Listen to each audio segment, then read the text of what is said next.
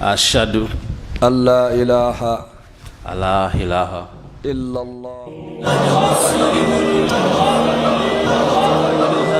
sheekh xuseen cali jabuuti oo ka mid ah culimmada ugu waaweyn ee Soomaaliyeed ayaa xalay toole masjidka tawxiid ee magaalada Hargeysa ugu qabtay nin Kenyan ah shahaadada islaamka.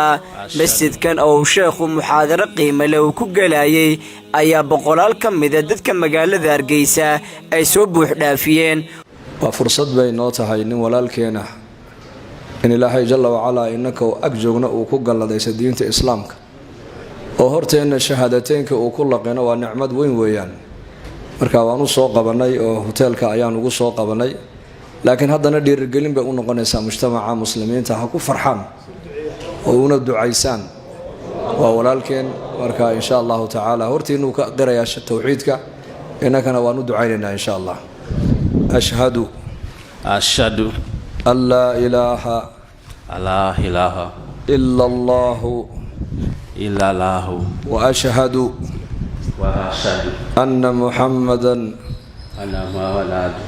محمدا عبده ورسوله.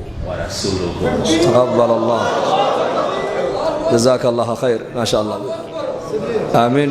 بسم الله الحمد لله ثناء لله والصلاة والسلام على رسول الله صلى الله عليه وسلم. يا مقلب القلوب ثبت قلوبنا على دينك. يا مقلب القلوب ثبت قلوبنا على دينك. يا مقلب القلوب ثبت قلوبنا على دينك. اللهم ربنا آتنا في الدنيا حسنة وفي الآخرة حسنة وقنا عذاب النار.